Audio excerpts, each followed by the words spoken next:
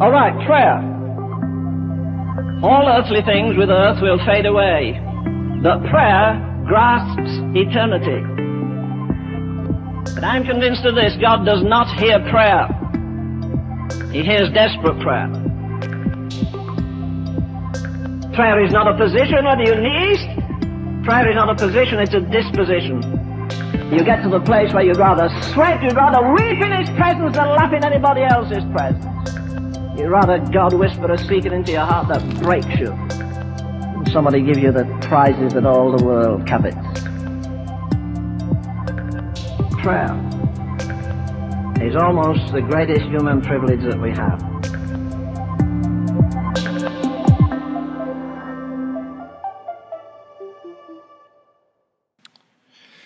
Good morning, Cedar Creek. Thank you so much. Good morning, Centerpoint crew in the house. Amen. Yeah, I'm here for it. I'm ready. Bring the fire. I'm ready for it. If you have your Bible, you can grab it.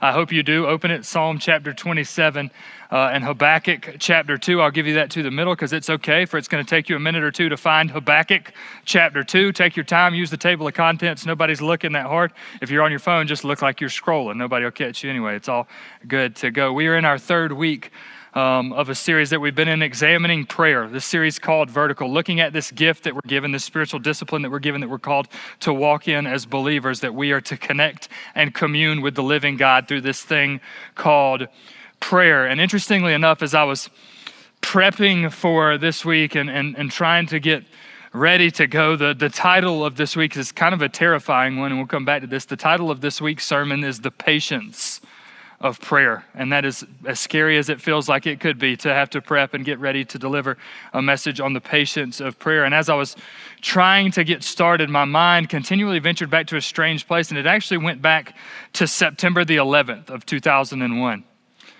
That was one of those days, and I'll age myself a little bit. Maybe some of you guys down here, our Centerpoint crew, may not even really remember that day. You would have been so young that you wouldn't remember it. But for most of the people in that room, it was a very formative moment for my generation and the generations that came before it. You can remember right where you were and what was going on as you began to hear the news and watch what was happening on that September day unfold. I'll age myself a little bit, but hopefully that means I'm going to age myself in a good way. I was right here at Aiken, in Aiken at Schofield Middle School. I tried to remember what grade I was in, and I thought about it for a long time, and I think it was either 6, 7, somewhere in there. I was in that range of grade that I was plugged into. So I was in the 6th or 7th grade. That's actually true. I don't remember which grade I was plugged into, but it worked out too well to not do it. That was a joke for our Centerpoint students. If you didn't get it, it's because you, like me, are old. So that was for them.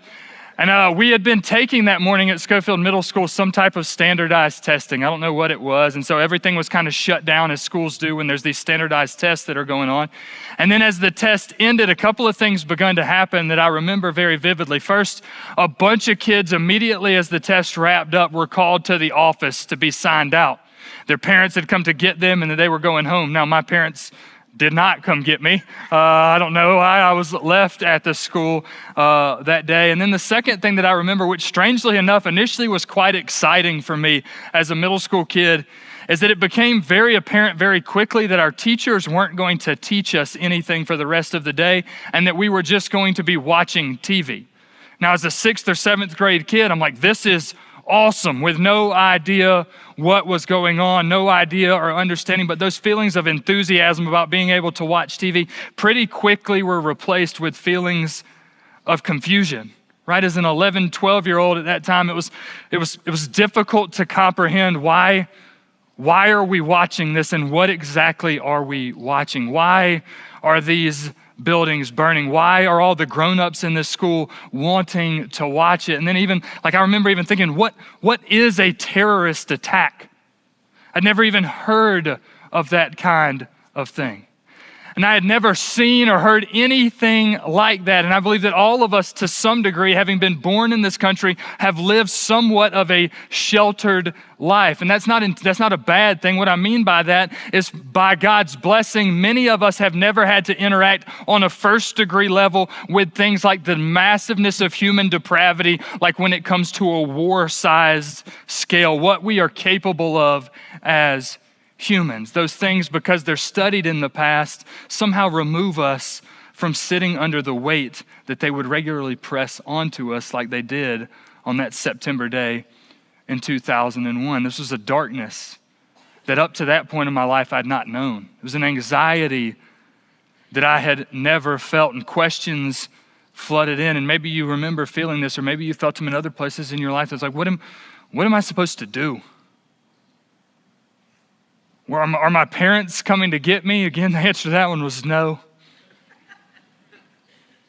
And then even more questions are like, we're going to war. Are we going to get drafted? Am I going to be drafted? Am I about to have to go to a war? Do all Muslims really hate me and my country and my faith? It was a very strange, very dark time. And if you lived it, you likely have a similar story to me. But as that day went on, I remember, and I don't remember what teacher it was, but I just remember walking up to one of my teachers and asking this massive question. And the question was fairly simple. I just said, what is going to happen now?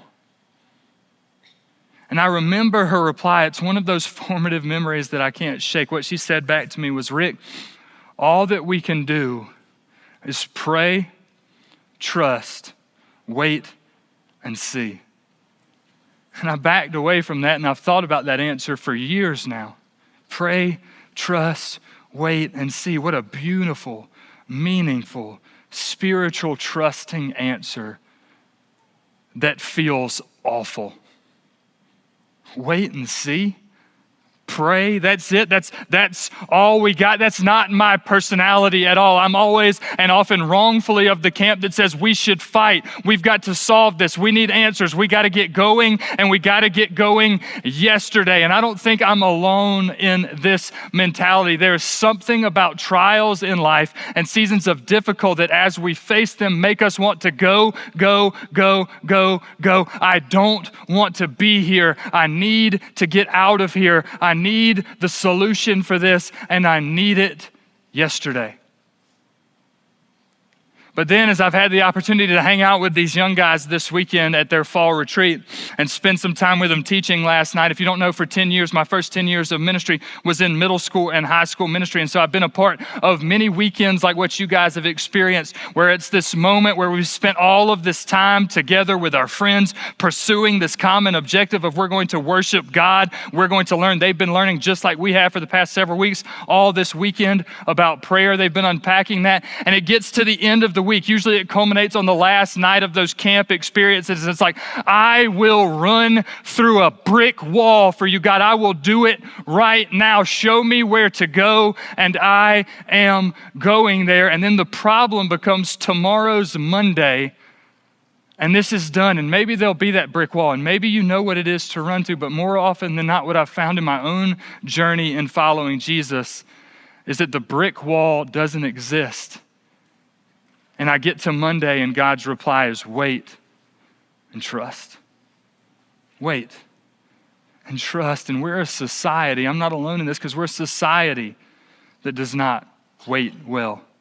I want you to think about all the ways that we have as a culture over the last 25, 30 years migrated further and further towards chasing instant gratification in everything that we do. Here, I'll ask you some questions. You guys aren't even going to be able to answer these, and that's okay.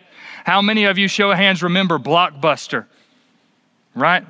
All right, this is what I'll describe it to you guys. There used to be this thing that happened where if you wanted to watch a movie that was new, you had to wait for it to come out.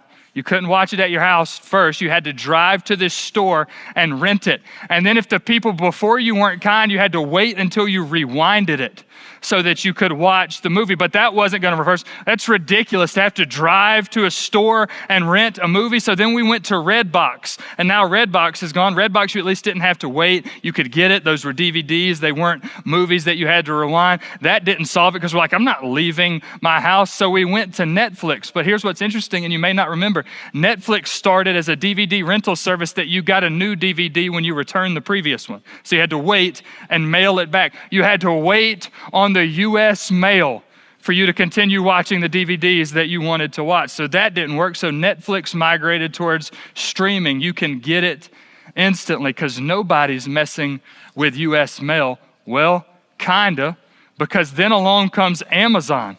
And Amazon invents this idea of Amazon Prime, and all of us will pay a couple of $100s a year to get fast, free 2-day shipping that they're going to get to our house. And then all of a sudden now we're in this world where they're struggling a little bit, and 2 days feels like 4, 2 days feels like 8, 2 days feels like your package is somewhere circling in oblivion around the United States somewhere, but they've already got us hooked and we're stuck.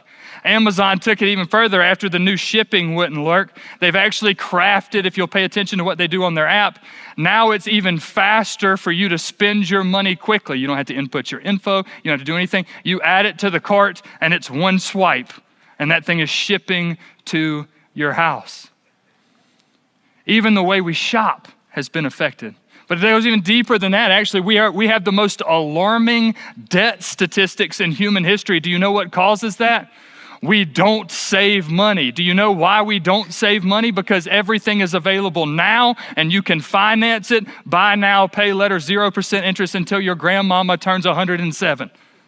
And you can keep going. And then if that's not enough, it's not just social, it's not just the way that we consume, the way that we shop, the way that we do entertainment. Social media and the dopamine loop that it creates allows us to give and receive instant feedback in the form of likes, comments, notifications, level ups, and as a result of it, we're a society whose attention span and self-control levels have plummeted.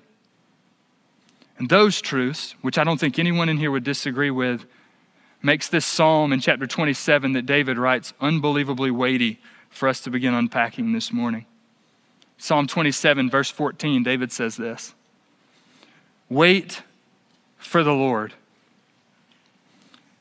Be strong and let your heart take courage. Wait for the Lord."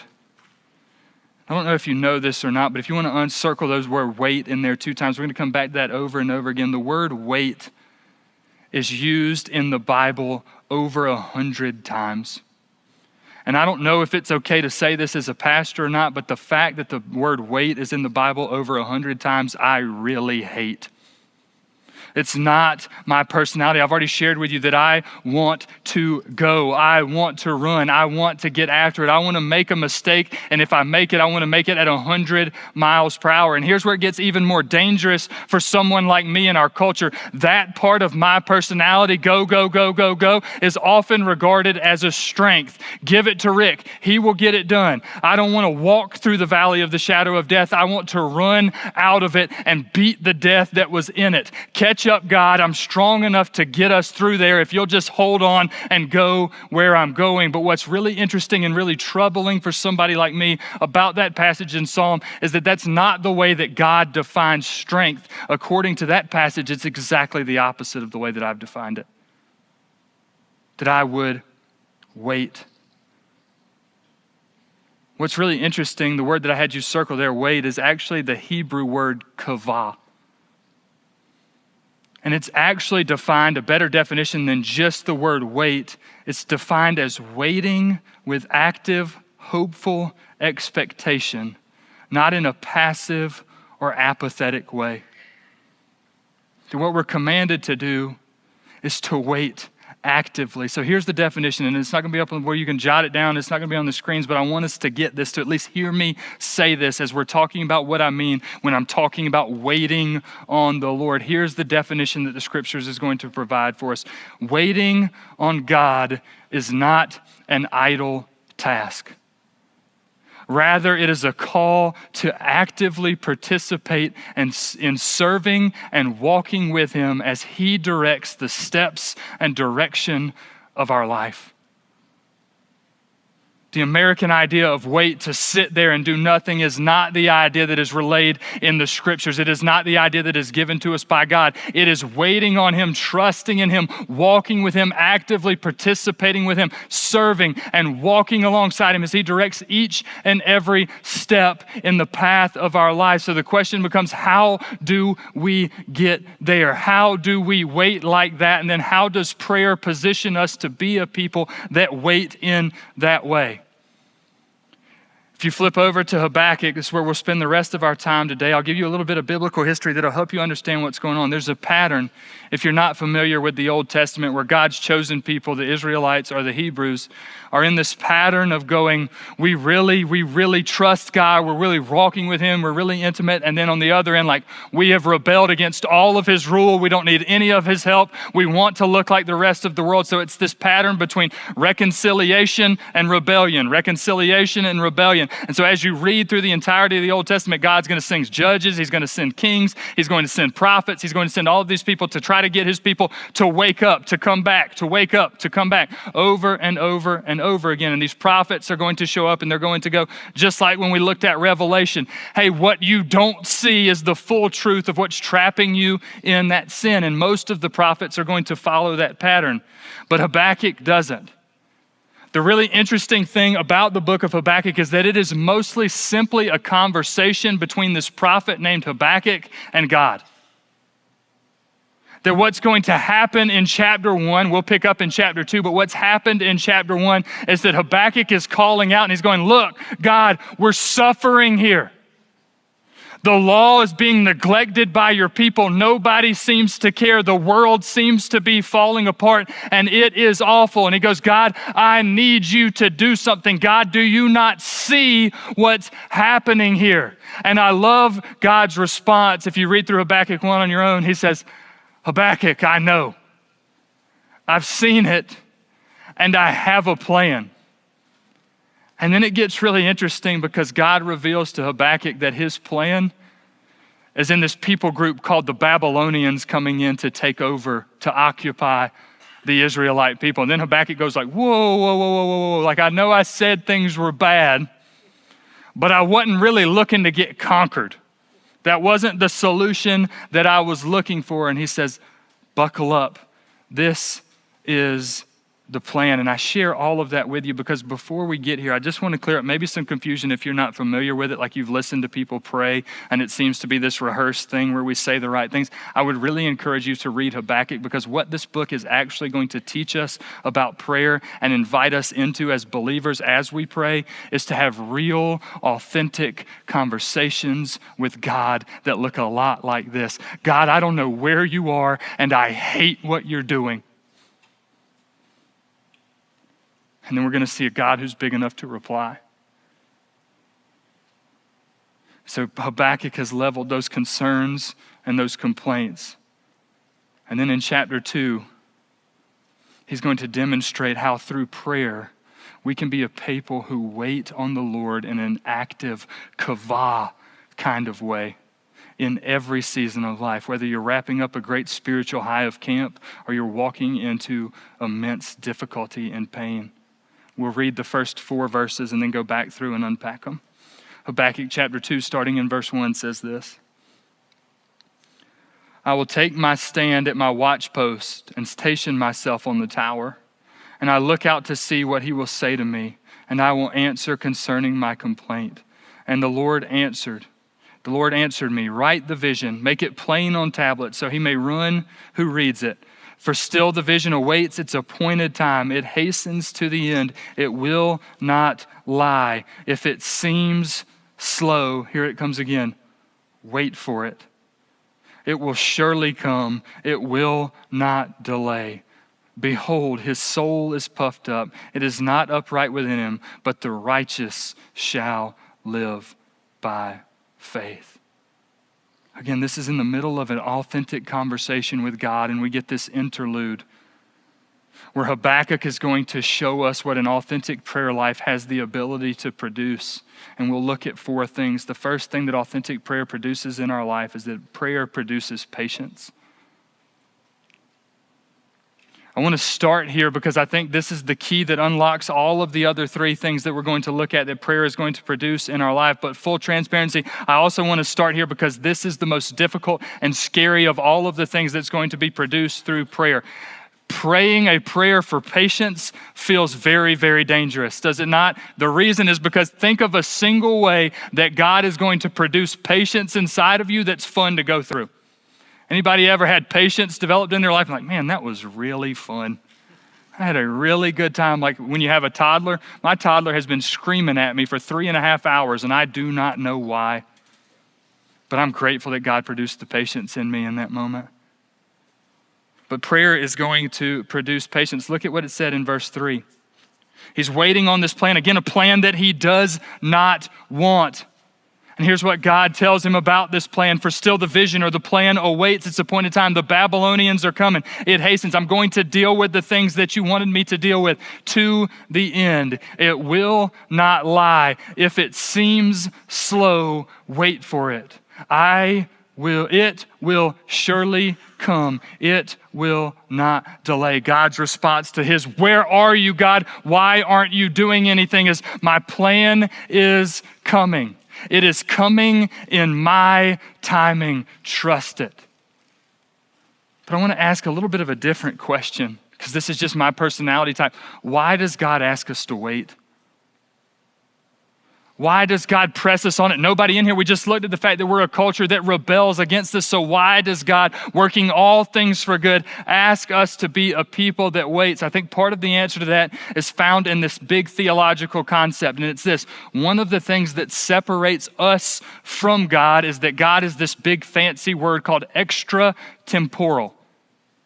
And what that big fancy word means, it's pretty simple, although thinking about it for a long period of time may make your mind explode, is that God exists outside of time and space. Try to break that down a little bit more for you. The future is not a place that God will be. It is a place that God already is and a place that he has always occupied for eternity. The same with the past and the same with the present. You can ponder that later until you get a headache. But the reason that I share that theological concept with us is for this reason. We must see that the patience with which we wait on the Lord is directly proportional to the trust that we have in his plan and in his goodness.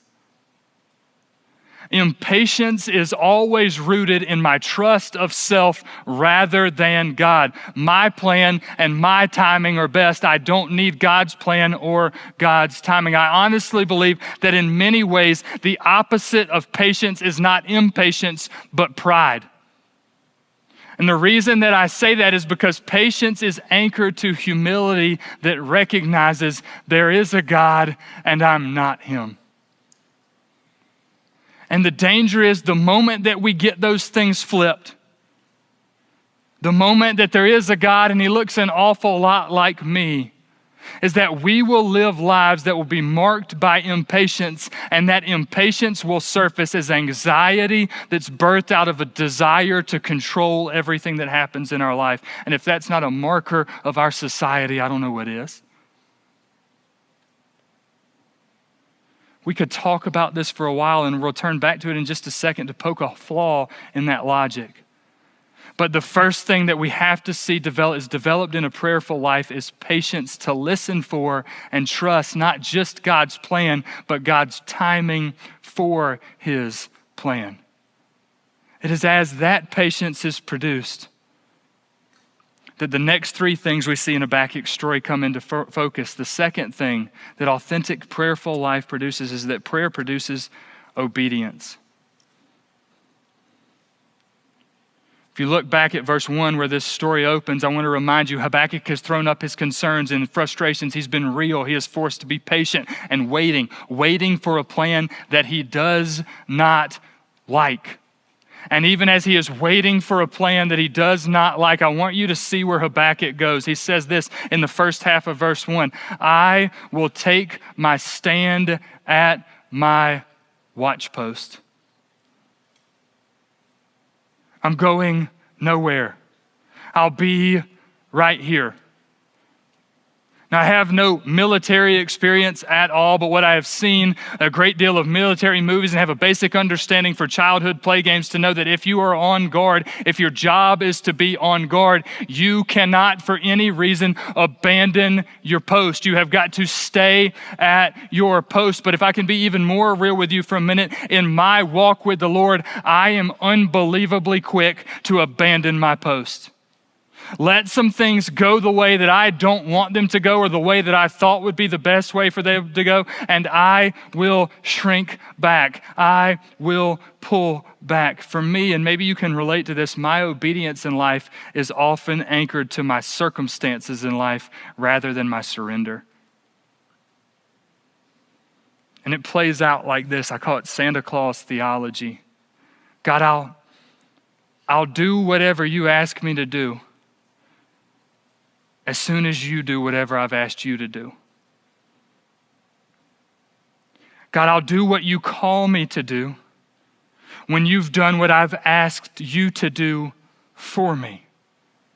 And the problem with this line of thinking is that we're not waiting on the Lord, we're waiting on his stuff. I don't want him, I want what he can bring me. And it gets even more dangerous because we will take it a step farther. We will decide we're not going to actively wait unless we feel like it or deem it to be in my best interest. We will abandon our post and seek my purpose and meaning for life at another post. And we have a million of them in our society that we go looking for them. I don't like what God's plan has revealed to us about sex. I don't like what God's plan has revealed to us about relationships. I don't like what God's plan has revealed to us about jobs, status, influence, etc. The list goes on. You can fill it in with whatever you would like to. So I will just pursue those things. And then every single time, here's the reality that we come faced with when we make that decision. Those things don't deliver. They won't, they can't, they weren't meant to be towers from which we stand on. And I want you to imagine the court martial for that soldier. The trial where he goes before the judge and the judge is like, where were you? And he's like, I just didn't feel it. I had some stuff going on. I wasn't there. A prayerful life produces obedience that transcends circumstances. How does it do that? It's found in the third thing that a prayerful life produces, and that is that prayer produces perspective. We finished verse 1 to see this, and I will station myself. He's at his guard post, and I want you to see where his guard post is. I will station myself on the tower and look out to see what he will say to me and what I will answer concerning my complaint. He stands on his watch post on a tower. Do you know what a tower allows you to do? See things that you couldn't have seen otherwise.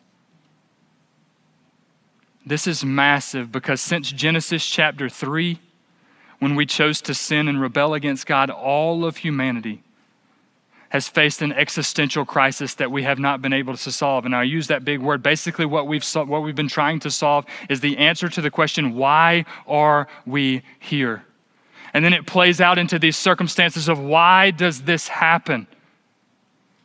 And humanity has gone a ton of different ways. Psychology, sociology, anthropology have gone a ton of different ways that we would find meaning in this. We would find direction in this. And some of them on the surface may seem a little bit hopeful. And others, like the Big Bang Theory, seem a little bit hopeless, that we're just a random collection of atoms spiraling around out of control until eventually we explode again and it all ends.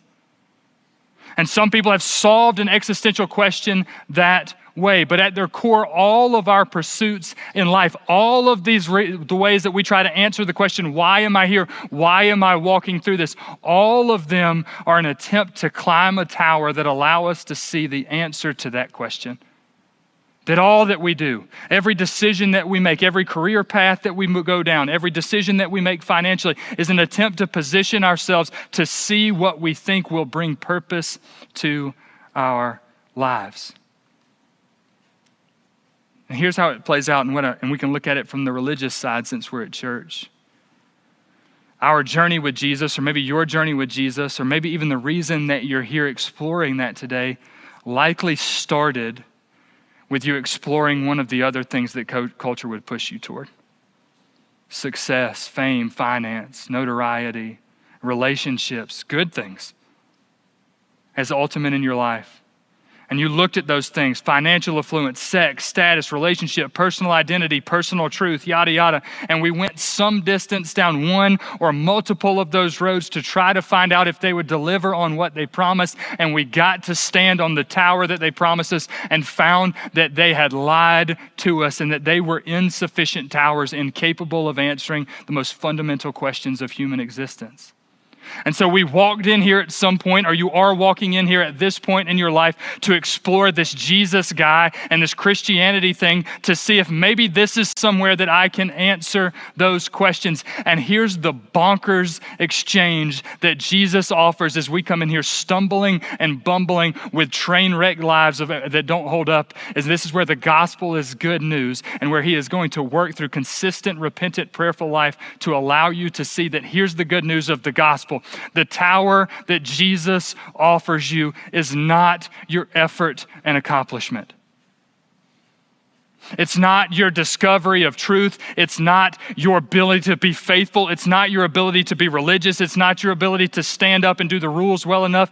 The tower that Jesus offers you is built on his faithfulness when we were faithless.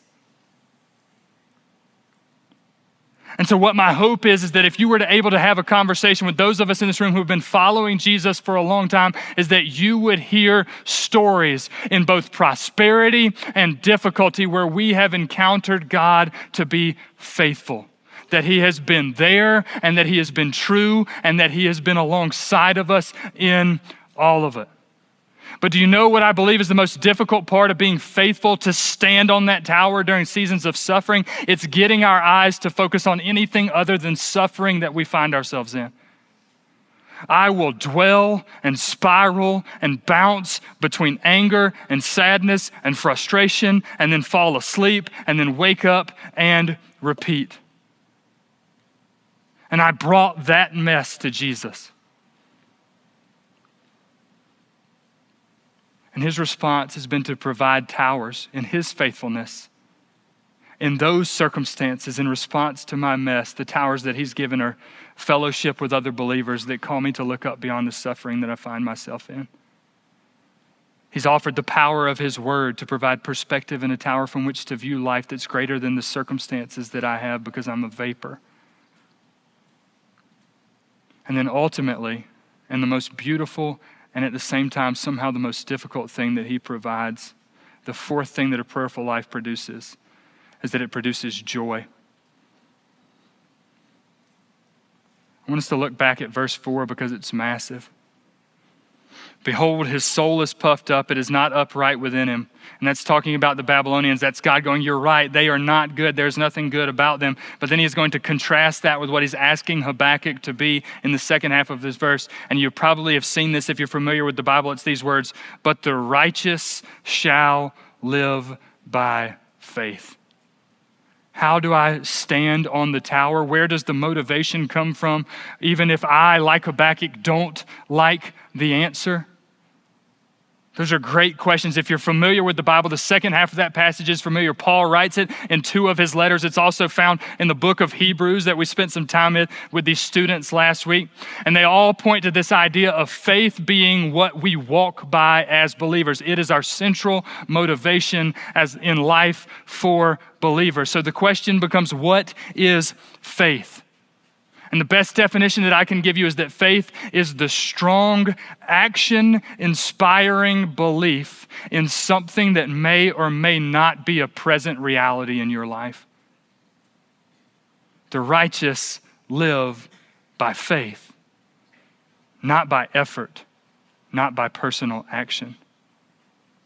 The Christian life, and I don't want you to miss this, the Christian life is a faith-born, grace-driven pursuit to be faithful to God in all circumstances of life as we look to an eternal joy that is independent of the temporary circumstances in which we find ourselves.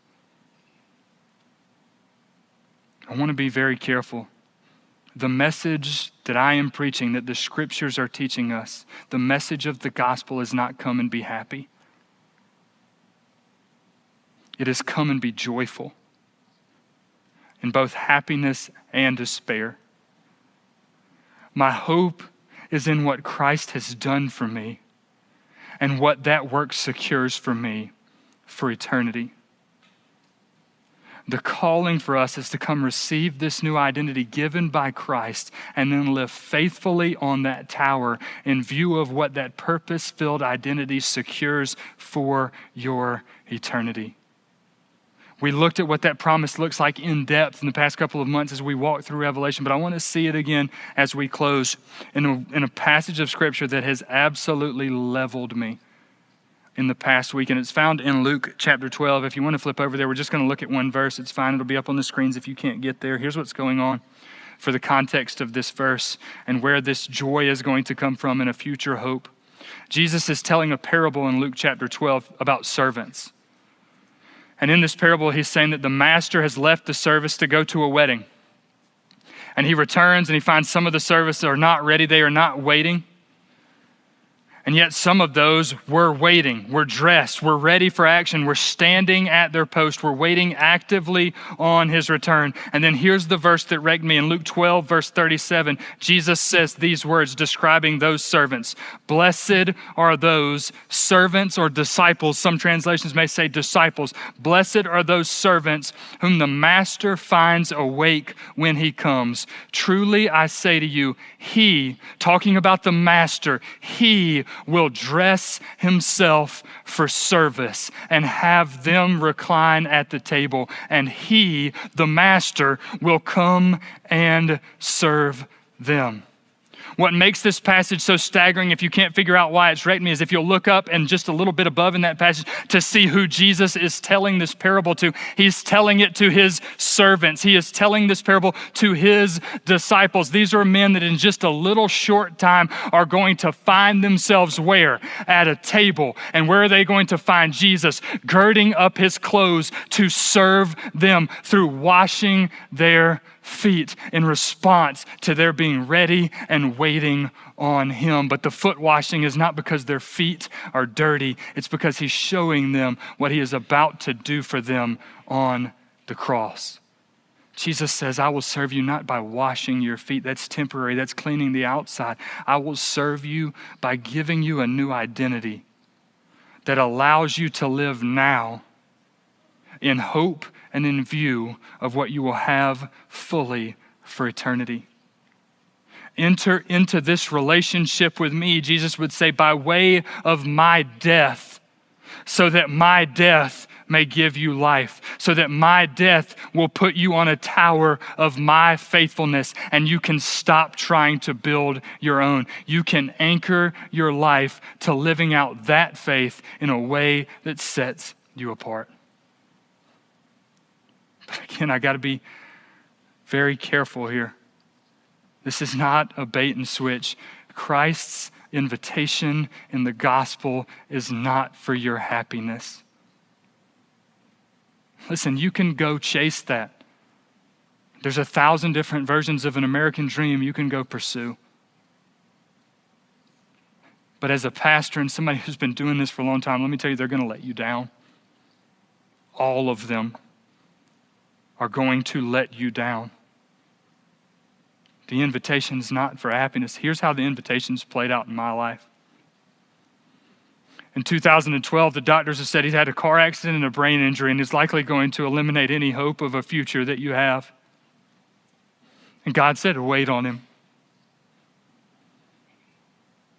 When I got the gifts of grace that are being able to marry my wife, protect and defend her, and now do the same for our children, God has said, wait on me. But when I rode down Interstate 20 to my family's house because my brother didn't receive the healing that I had and took his own life, do you know what Jesus' reply was? Wait on me. My life, even today, is a continual cycle of seeing God's faithfulness and prosperity when the plan seems to go the way that I want it to go, and questioning God's faithfulness when the plan seems to go the exact opposite direction of the way that I want it to go. But in both of those circumstances, I have begged him, God, I don't need it to be easy. I don't need it to be simple, but I need your grace to flood my life so that I can see you on that cross and that vision can be the strength that holds me up in every circumstances that I would find in my life. And as I've prayed that, God has been faithful. And my prayer for my life and your life is that through his power, by his grace, as we commune with him in authentic prayer, he will make us patient, obedient, perspective, and joyful. That we would be a people, that we would be a church that builds our lives and stands, regardless of circumstances, on a tower that looks an awful lot like a lighthouse. That we would point people to his faithfulness and leave a legacy in this community, state, and world, both during prosperity and pain, that in all of it will help people find their way back to God. Will you pray with me?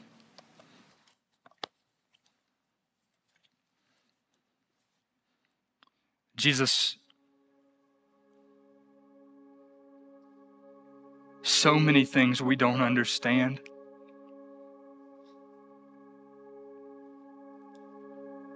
So many questions that we have about it. God, so many people in here that have tried to trust your plan and have come back feeling like all they've received is pain, hopelessness. God, my prayer this morning for them is that through the power of your Spirit, a divine work that only you could do, that they will see that even when all circumstances seem that it was working for bad, you were working for good. That we can trust you, that we can live according to your purpose, that we can trust standing where you've placed us, and in prosperity and in suffering, when we agree with and when we disagree with the plan, we can find you to be a God who is enough. And that we can be unflappable in that hope. That we can be a beacon for this world that is tossed to and fro, pursuing all of these things that cannot and will not deliver. And that we would be a people that say we are anchored not to us, not because we are good, not because we've tried hard and figured out enough, but because we are a people who have continually, genuinely begged you, God, to remind us every moment of the day, every breath that we breathe, of your work on the cross on our behalf, and that we would be a people who anchor and staple all that we do to that finished work. Help us with that. It's only by your power that we have a shot. We love you, Jesus. Help us to stand guard. Help us to build our lives on the tower that your presence and power have given us. Thank you that who we are is anchored in who you are, not in what the world and the circumstances that we experience and the people that we live with say that we are. It's in your name we pray. Amen.